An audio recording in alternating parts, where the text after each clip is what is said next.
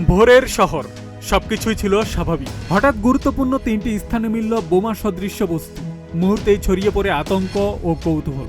শনিবার 15 আগস্ট ভোরে মেহেরপুর পৌর শহরের তিনটি গুরুত্বপূর্ণ এলাকায় এসব বস্তু দেখতে পান স্থানীয়রা। প্রথমে মেহেরপুর বিশ্ববিদ্যালয় ভবনের সামনে বৈদ্যুতিক তারে ঝুলন্ত অবস্থায় একটি বোমা সদৃশ্য বস্তু পাওয়া যায়। পরে শহরের কোর্টমোড় ও সোনালী ব্যাংকের সামনেও একই ধরনের আরও দুটি বস্তু উদ্ধার করা হয়। খবর পেয়ে ঘটনাস্থলে যায় পুলিশ। মেহেরপুর সদর থানার ভারপ্রাপ্ত কর্মকর্তা হুমায়ুন কবির জানান, উদ্ধার করা বস্তুগুলো পানি ভর্তি বালতিতে সংরক্ষণ করে সদর থানায় নেওয়া হচ্ছে। তবে আতঙ্কের মধ্যে মিলেছে কিছুটা স্বস্তির তথ্য। পুলিশের প্রাথমিক ধারণা, বস্তুগুলো দেখতে ব্যাটারি চালিত অটোরিকশার সাউন্ড বক্সের মতো। এগুলোতে বিস্ফোরক কোনো উপাদান রয়েছে কিনা তা পরীক্ষা নিরীক্ষার পরই নিশ্চিত হওয়া যাবে।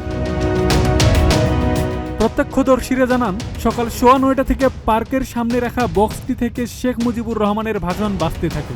খবর পেয়ে পুলিশ দ্রুত ঘটনাস্থলে পৌঁছে বক্সটি নামিয়ে আনে। উদ্ধার করা তিনটি বস্তুই থানায় নেওয়া হয়েছে। মেহেরপুর সদর থানার ভারপ্রাপ্ত কর্মকর্তা হুমায়ুন কবির বলেন, আতঙ্কিত হওয়ার কিছুই নেই।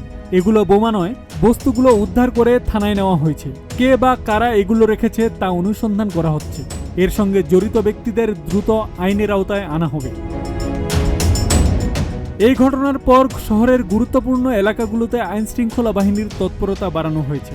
তবে প্রশ্ন উঠছে অন্য জায়গায়।